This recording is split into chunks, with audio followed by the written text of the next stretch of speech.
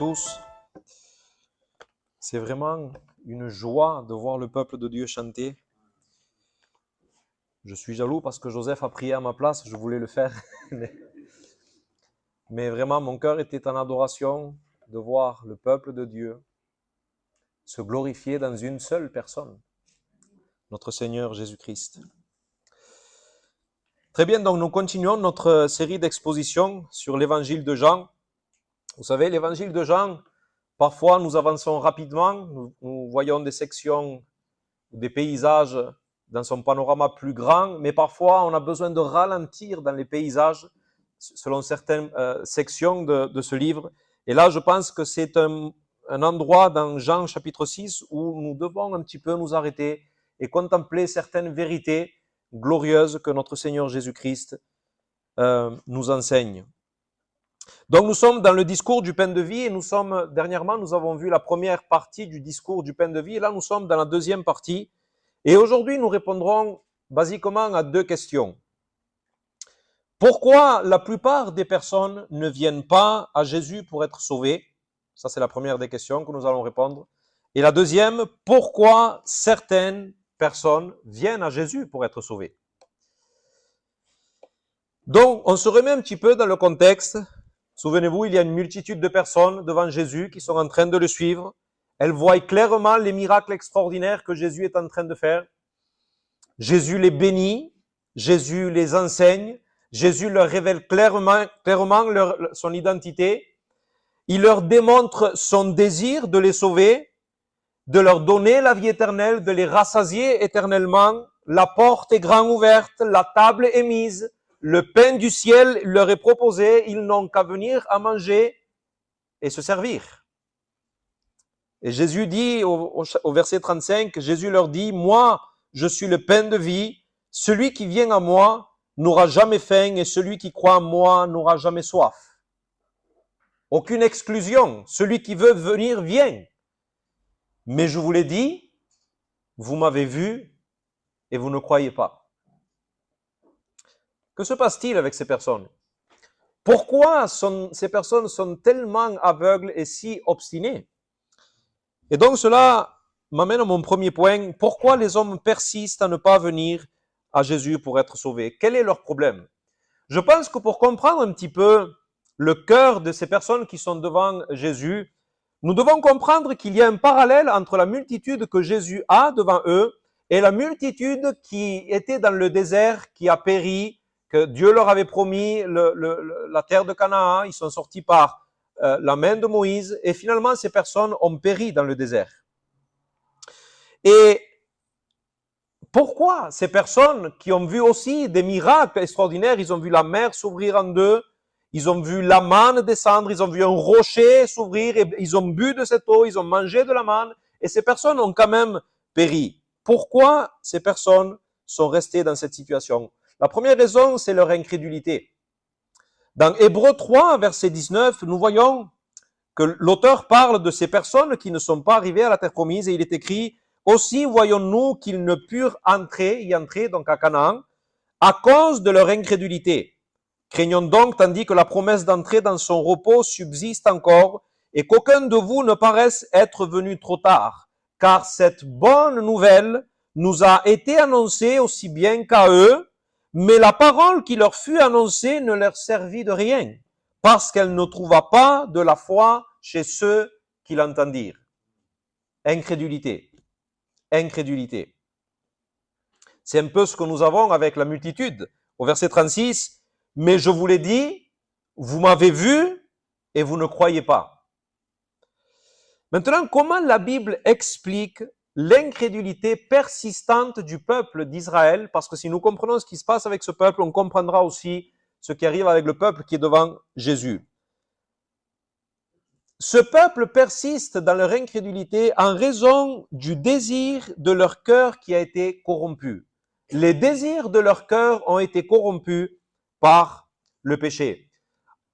C'est incroyable comment le parallèle est flagrant entre ces deux multitudes, la multitude et la multitude qui a péri dans le désert. À un moment donné, Paul, l'apôtre, va dire certaines choses au sujet du peuple d'Israël. Et il va dire ces choses dans 1 Corinthiens chapitre 10, versets 1 à 6. Il va dire, frères, Je ne veux pas que vous ignorez que nos pères ont tous été sous la nuée, qu'ils ont tous passé au travers de la mer, qu'ils ont tous été baptisés à Moïse dans la nuée et dans la mer, qu'ils ont tous mangé le même aliment spirituel et qu'ils ont tous bu le même breuvage spirituel, car ils buvaient à un rocher spirituel qui les suivait, et ce rocher était Christ. Mais la plupart d'entre eux ne furent point agréables à Dieu, puisqu'ils périrent dans le désert. Verset 6. Or, ces choses sont arrivées pour nous servir d'exemple, afin que nous n'ayons pas de mauvais désirs comme ils en ont eu. De mauvais désirs. Ce qui se cache derrière l'incrédulité de ces personnes était leur mauvais désir. Ils désiraient, convoitaient et cherchaient des choses qui étaient mauvaises. Leur aspiration de cœur était, littéralement, c'est ce que le texte veut dire, de mauvaise nature. Ils veulent ce qu'ils ne devraient pas vouloir.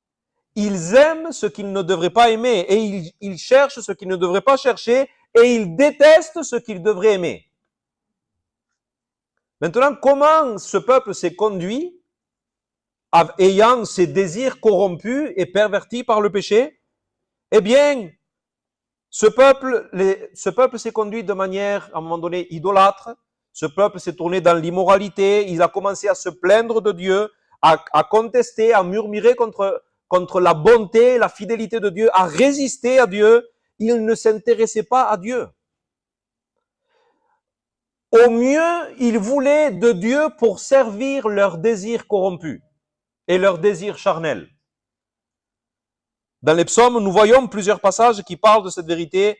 Le psaume 106 dit « Ils furent saisis de convoitise dans le désert et ils tentèrent Dieu dans la solitude. » Le psaume 78 dit « Ils mangèrent et se rassasièrent abondamment. Dieu leur donna ce qu'ils avaient désiré. Ils n'avaient pas satisfait leurs désirs. Ils avaient encore leur nourriture dans la bouche. Lorsque la colère de Dieu s'éleva contre eux, il frappa de mort les plus vigoureux, il abattit les jeunes hommes d'Israël. Malgré tout cela, ils continuèrent à pécher et ils ne crurent point à ses prodiges.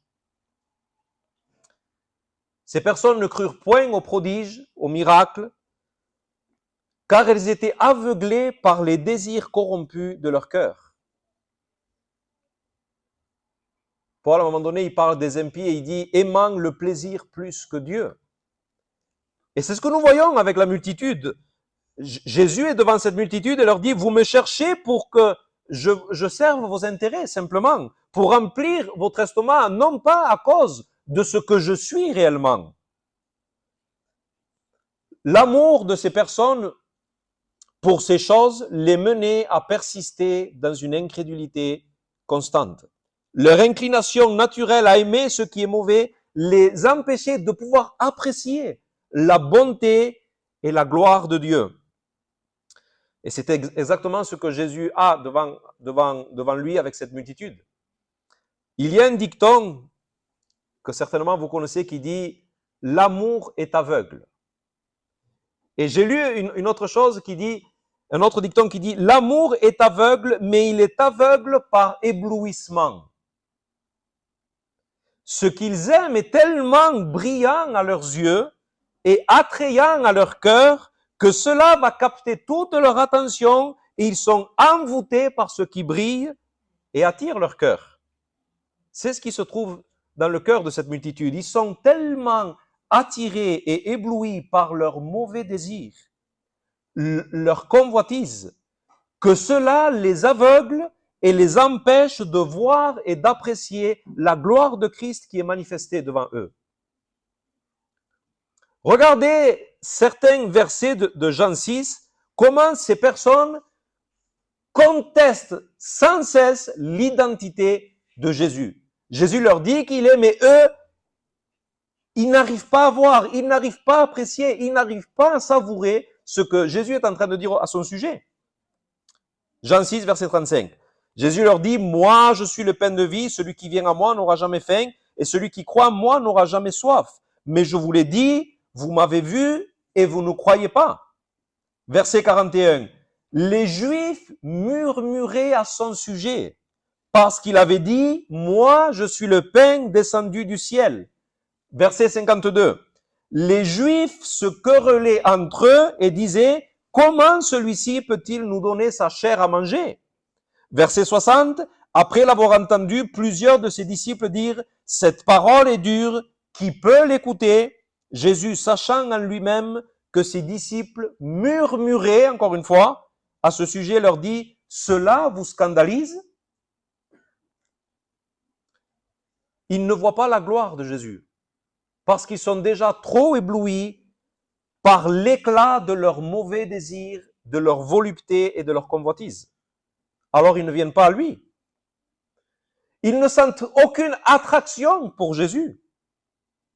Et frères et sœurs, c'est pour cela que le discours du pain de vie est tellement choquant et provoquant pour eux, parce qu'il est en train de mettre en lumière l'incapacité de l'homme à venir à Jésus pour le recevoir comme le pain de vie, comme la chose la plus précieuse. En raison de ses désirs corrompus, l'homme est incapable de désirer et vouloir de Jésus.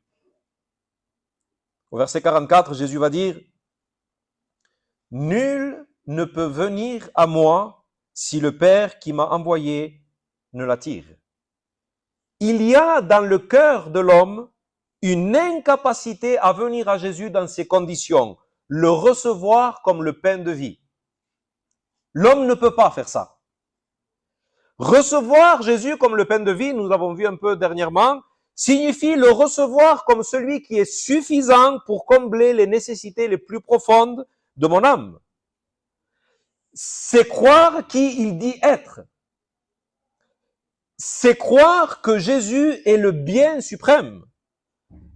C'est croire qu'il est le bien suprême et y déposer toute ma confiance sur lui. C'est le chérir par-dessus tout. Ça va? Je vais juste fermer là pour pas que ça distrait.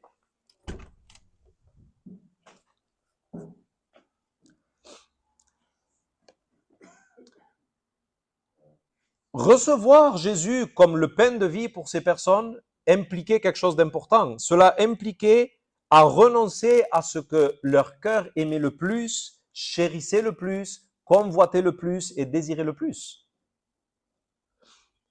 Recevoir Jésus comme le pain de vie, c'est le mettre à la place la plus haute et être gouverné par lui et non plus par mes désirs et ce que j'aime le plus. Maintenant, la question qu'on doit se poser, c'est celle-ci. Comment l'homme peut-il désirer Christ tant que ses désirs, sa volonté, ses affections sont infectés par le péché? Comment peut-il le faire?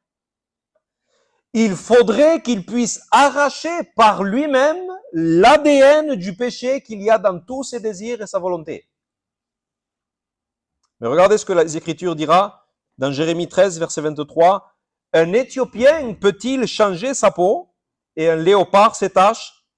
De même, pourriez-vous faire le bien, vous qui êtes accoutumés à faire le mal? Nul ne peut venir à moi si le Père ne l'attire. » Jésus est en train de dire qu'aucun être humain n'a la capacité en soi-même d'une opération d'une telle envergure. Nul ne peut venir à moi, nul homme ne peut voir en moi ce que je suis et l'apprécier à tel point qu'il va en faire sa nourriture la plus nécessaire à son âme. Aucun homme ne peut faire ça. Pourquoi les hommes ne viennent pas à Jésus? Non pas parce qu'il n'y a aucune évidence devant leurs yeux. Non pas parce que Jésus ne s'offrait pas à eux sincèrement, mais parce qu'ils étaient incapables de le recevoir pour ce qu'il était réellement, le pain de vie.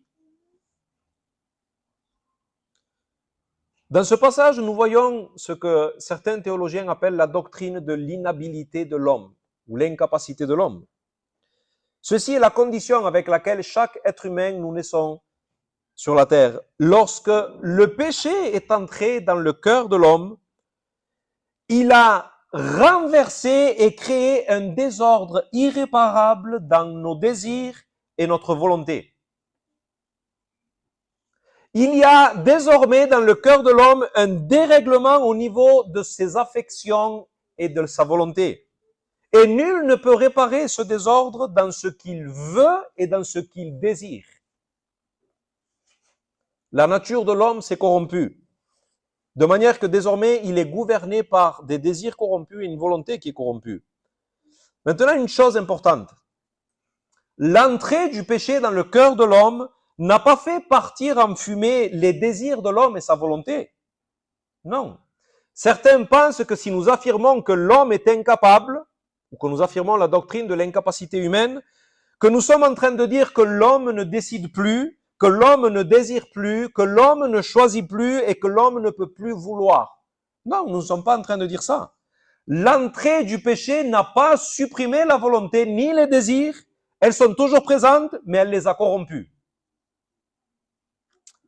Peut-être vous avez déjà vu des films où vous avez dans un village, par exemple aux États-Unis, dans un petit village, il y a dans ce village des choses qui sont en train de se passer, des crimes, de la fraude, de la malhonnêteté. Et là, peut-être les héros du film sont en train de dire, mais on ne peut pas appeler les autorités, appeler la police pour qu'ils viennent résoudre toutes ces choses. Et là, quelqu'un va répondre, oui, la police est là, mais elle aussi, elle est corrompue.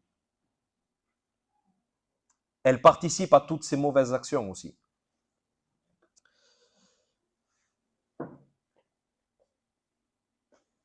La police est toujours là, dans ce cas-là. Elle est toujours présente, mais elle est présente dans un état de corruption. Pour que les choses aillent mieux, il faudrait purifier toute cette police pour qu'il y ait des personnes qui sont intéressées par la justice, l'intégrité et ce qui est honnête.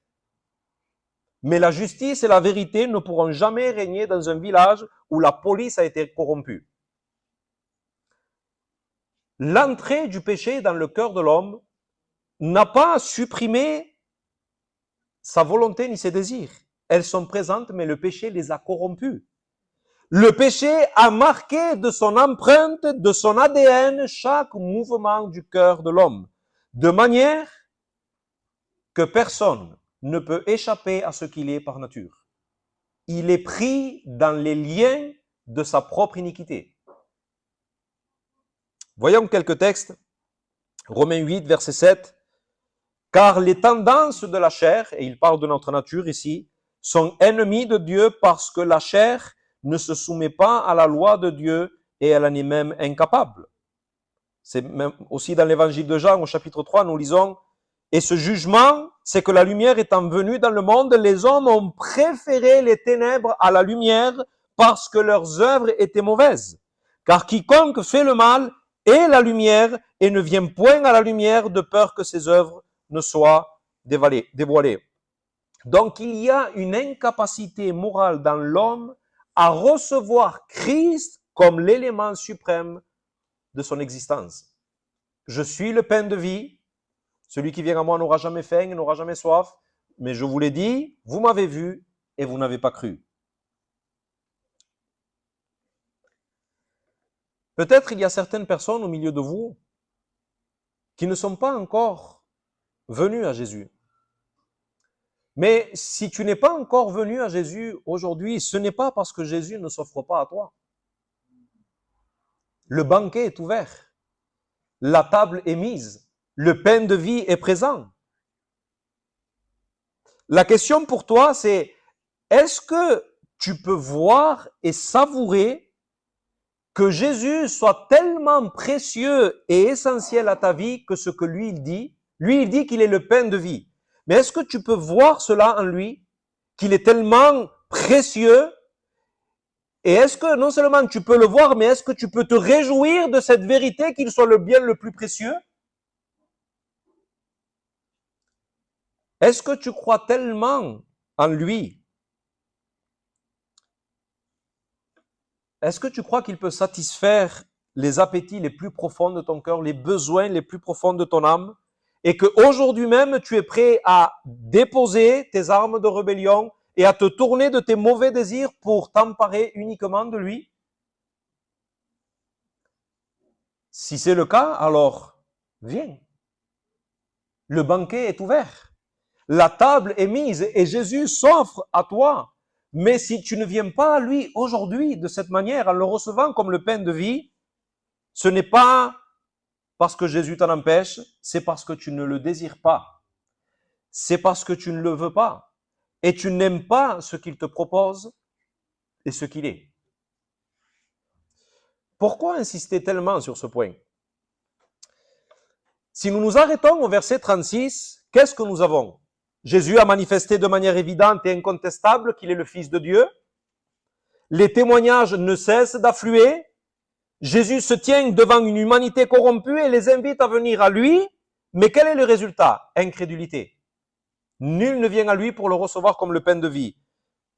Personne ne peut l'aimer. Personne ne peut le chérir au-dessus de tout. Pourquoi? Est-ce la faute de Jésus? Est-ce qu'il n'est pas assez bon?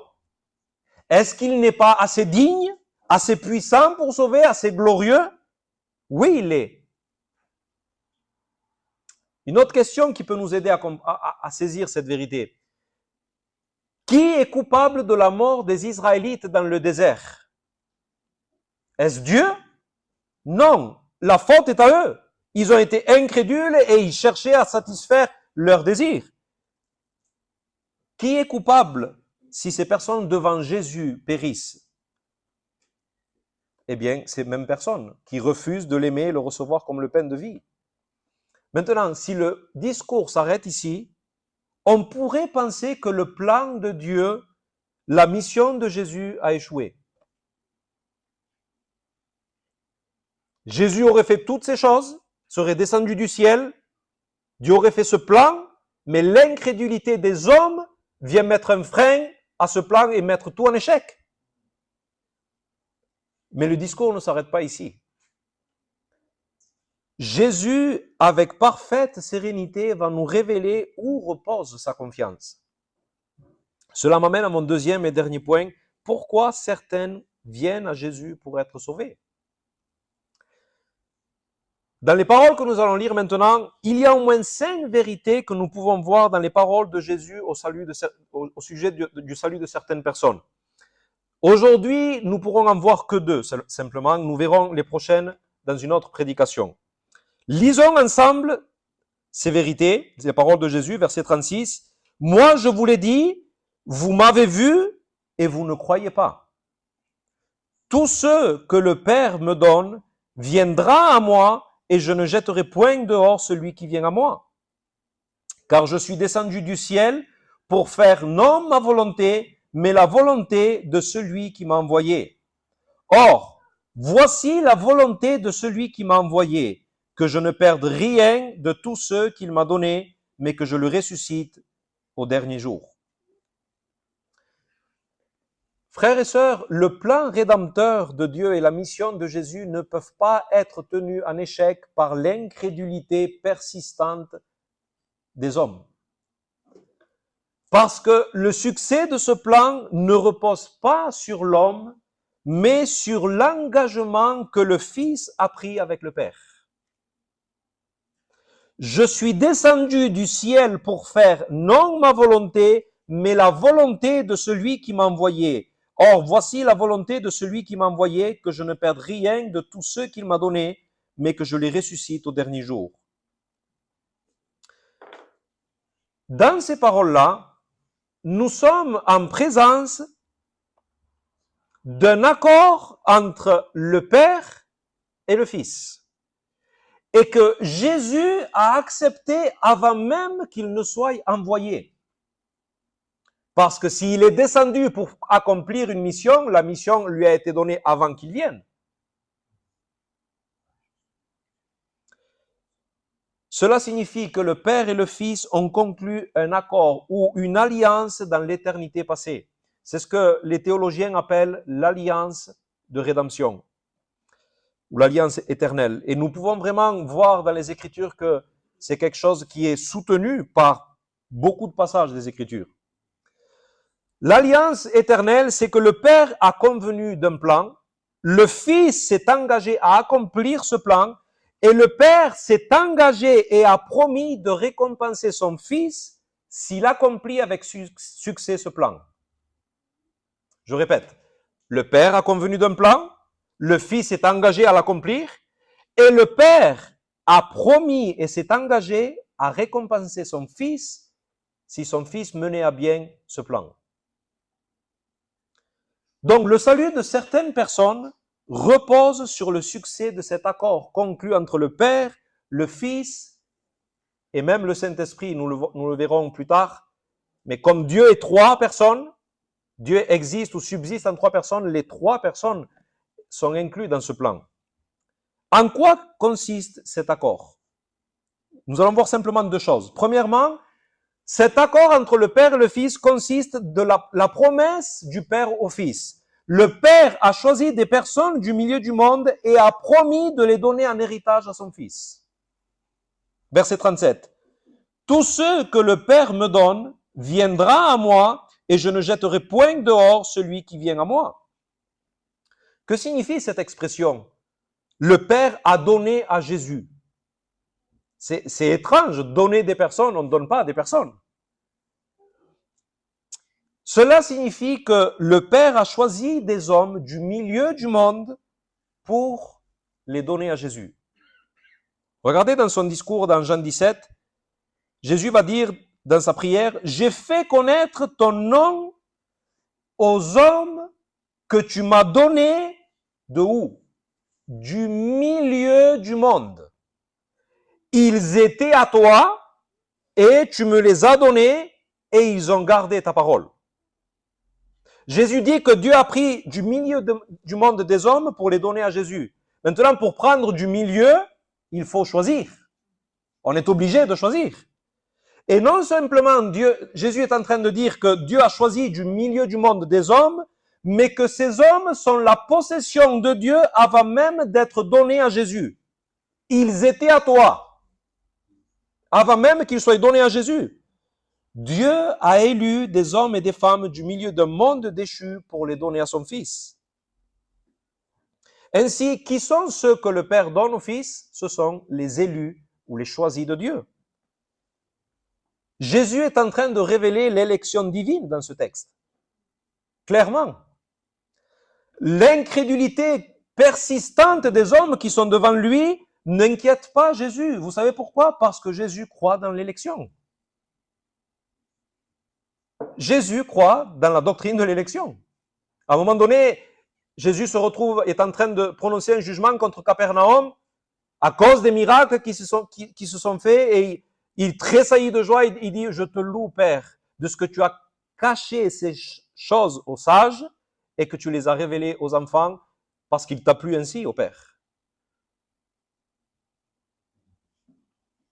Dieu s'est choisi un peuple pour le donner à son Fils et ce choix repose sur sa volonté souveraine.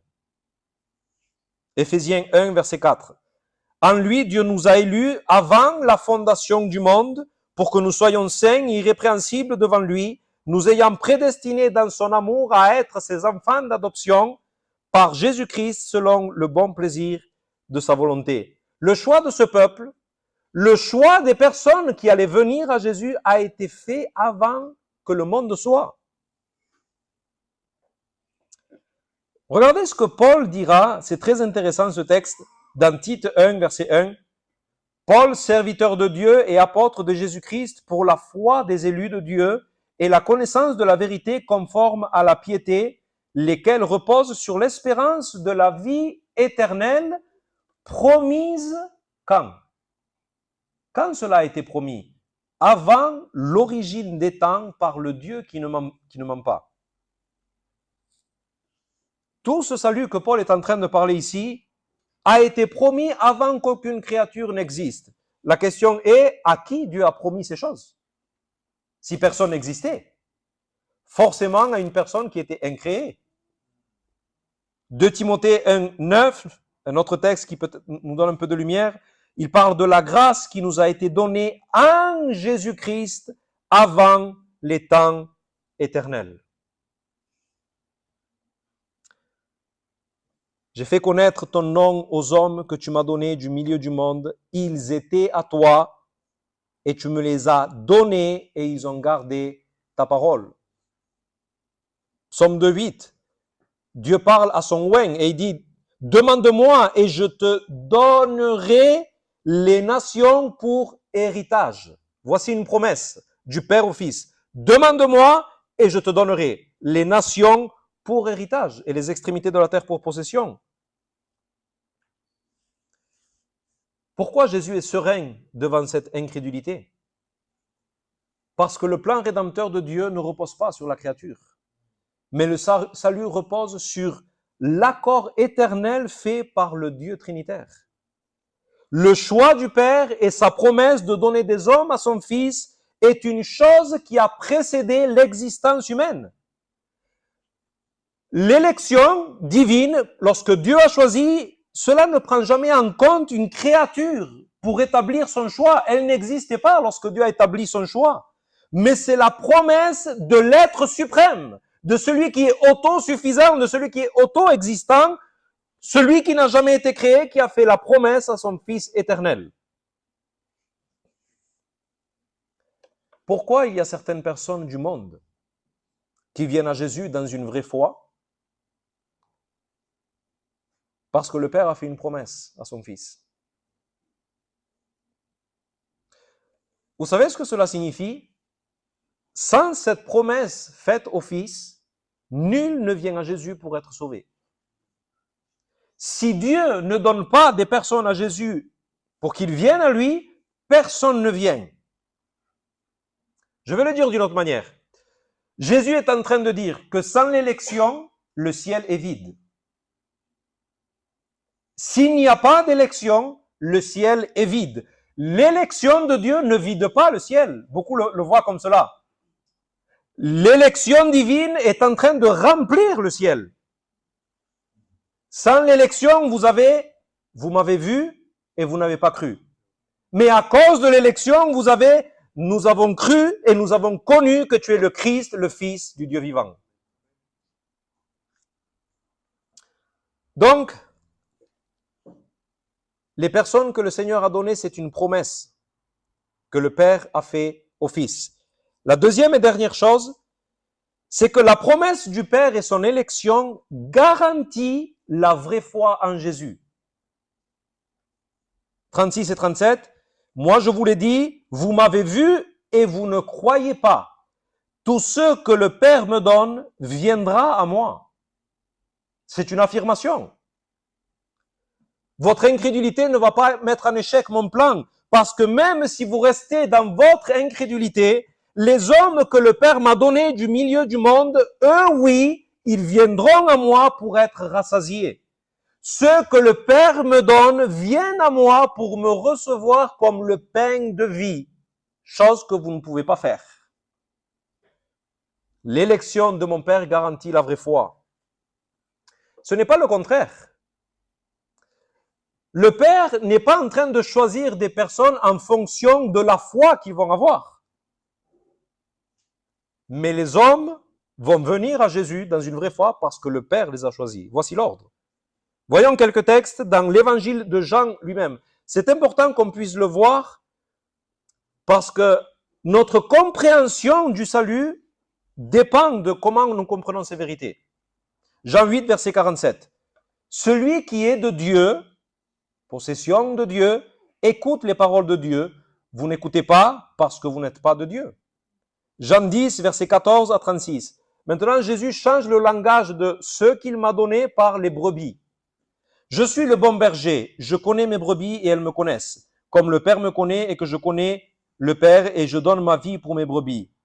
J'ai encore d'autres brebis qui ne sont pas de cette bergerie.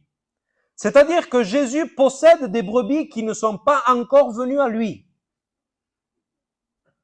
Celles-là, il faut que je les amène, elles entendront ma voix et il y aura un seul troupeau, un seul berger. Au verset 25, Jésus parle avec les pharisiens.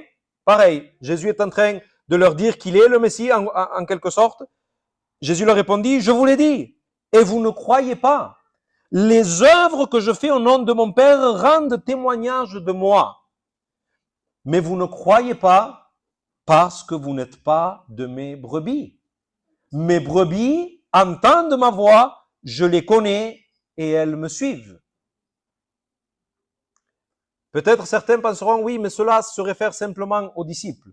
Non, parce que lorsque nous continuons dans le Nouveau Testament, dans Acte 13 par exemple, nous voyons que les païens se réjouissaient en entendant cela, ils glorifiaient la parole du Seigneur, et tous ceux qui étaient destinés à la vie éternelle crurent. Ils n'ont pas été destinés à la vie éternelle parce qu'ils ont cru. C'est le contraire. Ils ont cru parce qu'ils étaient destinés à la vie éternelle. L'élection de Dieu garantit la foi en Jésus. Le salut d'un peuple, frères et sœurs, repose sur l'accord éternel entre le Père, le Fils et le Saint-Esprit. Nous avons vu la promesse du Père faite au Fils et nous avons vu que cette promesse et son élection garantit la vraie foi en Jésus. Dans la prochaine prédication, nous verrons 3 autres choses dans les vérités que Jésus est en train de dire ici. Mais je voudrais faire une application finale. Aujourd'hui, nous avons commencé à répondre à 2 questions. Pourquoi les personnes persistent dans leur incrédulité? Parce qu'ils aiment, ils convoitent et cherchent tellement à satisfaire leurs désirs corrompus qu'ils sont incapables de renoncer à ces désirs pour désirer Christ, comme la nourriture la plus essentielle à leur existence. Cela signifie, l'implication de cette vérité, c'est que l'homme n'est pas une victime. L'homme n'est pas une victime, il est grandement coupable. Il haït la lumière. Il préfère les ténèbres. Celui qui n'aime pas Christ, c'est à lui la faute. À un moment donné, Paul dit, si quelqu'un n'aime pas le Seigneur, qu'il soit maudit, qu'il soit anathème. La deuxième implication, c'est que si le salut dépendrait en dernière instance de nous, personne ne serait sauvé et le ciel serait vide. Mais pourquoi certaines personnes viennent à Christ? En raison de cet accord éternel. Dans un amour libre, souverain, inconditionnel, Dieu a choisi dans la masse d'une humanité qui est déchue, rebelle à lui. Il a choisi certaines personnes pour les aimer et il a fait la promesse de le donner à son Fils. Et ces personnes, parce qu'elles ont été élues, viendront certainement à Jésus pour le recevoir comme le pain de vie. Nous verrons prochainement comment Dieu le fait, comment Dieu va agir dans leur cœur. Mais cela a une implication importante. La doctrine de l'élection ne décourage pas l'évangélisation. Au contraire, elle est une puissante motivation. C'est parce que nous croyons qu'il y a l'élection que nous sommes motivés à prêcher l'évangile, parce que nous savons que certainement des personnes viendront à Jésus parce que le Père a fait une promesse au Fils.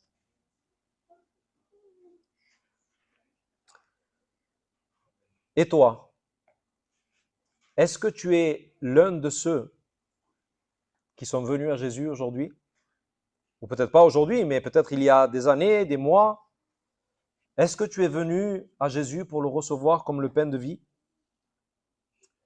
Je voudrais que cette vérité, on puisse maintenant essayer de la mastiquer un petit peu. As-tu saisi pour quelle raison tu es venu à lui? Ce n'était pas parce que c'était une nouvelle idée qui t'est passée par la tête.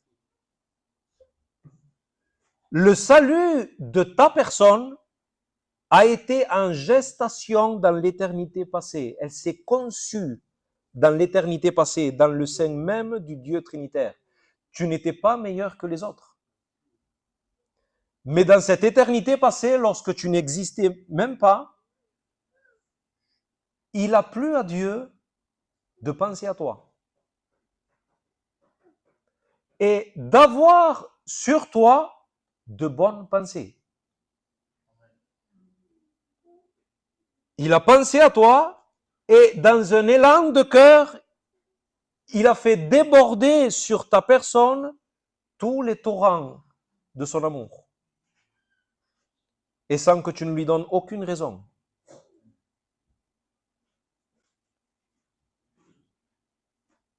Dieu a dit des choses, j'essaye qu'on puisse méditer sur ces vérités. C'est comme si Dieu aurait dit, je veux m'attacher de manière spéciale à lui. Je veux m'attacher de manière spéciale à elle. Je veux entrer dans une relation avec lui, avec elle, pour me livrer sans réserve à cette personne. Je veux lui donner tout mon amour. Je serai son héritage. Il fera part de mon héritage. Je serai sien pour toujours. Il sera à moi pour toujours et je serai à lui pour toujours. Je me livre à toi et je prends un engagement solennel de chercher ton plus grand bien, de te donner ce qu'il y a de meilleur. Je te livre mon propre cœur. Christ sera pour toi. Moi, je serai pour toi. Mon esprit sera pour toi. Tout mon amour sans réserve, je le déverse sur toi. Je te réserve une place à ma table. Et tu seras pour l'éternité dans le banquet de mon amour. Et tu vas savourer ce que signifie être aimé comme le Fils est aimé. Pourquoi es-tu sauvé? Tu es sauvé parce que le Père a fait une promesse au Fils. Tu peux t'imaginer ça? Et dans cette promesse, ton nom a été cité et écrit dans un livre. Est-ce que tu ne te sens pas petit face à ces vérités? Envahi de reconnaissance? Qui aurait pu concevoir un salut aussi grand, d'une si grande envergure? Cela devrait provoquer en nous humilité et profonde reconnaissance. Et pour toi, mon ami, si tu n'es pas encore venu à Jésus, de nouveau, il s'offre à toi. Ne commets pas la même erreur que la multitude qui était devant eux, qui avait le banquet, la table mise devant eux et qui sont partis sans manger et ont péri pour l'éternité. Viens et mange. Christ est pour ceux qui le veulent comme étant leur pain de vie. Si tu viens dans la foi et le reçois comme le pain de vie, alors tu pourras certifier que tu es du nombre de ceux que le Père a donné à Jésus. Nous prions.